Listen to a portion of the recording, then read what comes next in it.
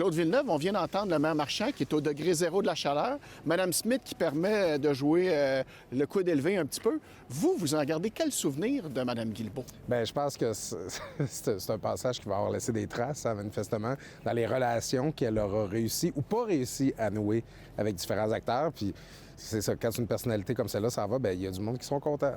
Puis il y a du monde qui sont moins contents, mais en tout cas, peut-être qu'on les entend moins. Vous avez eu affaire à Mme Guilbeault. Je l'ai pratiqué. Comme commentateur politique et comme politicien, comme chef de l'opposition officielle à Québec. Quel genre de personne c'est? Bien, c'est ça, c'est que Geneviève Guilbeault, il faut le savoir que c'est quelqu'un, quand on la critique, on a une rétroaction.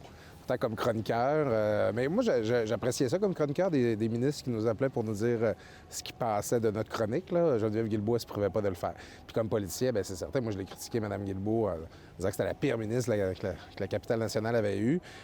Puis je sais qu'elle n'était pas contente, mais en même temps, c'est ça, c'est que tu fais face à l'adversité. Puis dans le cas de Geneviève Guilbeault, si tu étais critique, c'est sûr que tu allais avoir un retour. Donc, la pire ministre de la capitale nationale qu'on ait connue, ça laisse entendre que son bilan n'est pas très bon. Bien, c'est que c'est toujours au niveau relationnel que c'est difficile pour Mme Guilbeault. Puis elle n'a pas réussi à créer une relation avec les leaders régionaux. Puis à Québec, on le sait, c'est une ville de pouvoir. On s'attend d'avoir des ministres qui livrent. Il y a toujours des gros projets à se réaliser.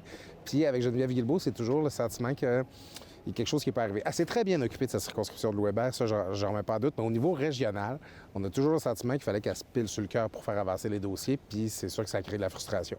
Est-ce qu'il y a une réalisation qui porte son nom à Mme Guilbeault? Quelque chose dont on pourra se dire, ah, ça, on lui doit à elle. La phase 3 de Samuel de Champlain avec la piscine, tout ça, c'est un succès, puis c'est elle qui l'a fait atterrir. Par contre, la phase 4, Samuel de Champlain, ça a été, si vous me passez l'expression, stallé pendant un bon bout par Mme Guilbeault. En fait, c'est dommage, c'est qu'on risque plus de se rappeler de ce qui n'est pas arrivé pendant qu'il était là. Le troisième lien, première pelletée de terre. Ça, oubliez ça, ça s'est pas passé, puis ça se passera probablement jamais. Après ça, le tramway, on serait supposé avoir déjà un chantier, un projet livré l'année prochaine. C'est que les choses...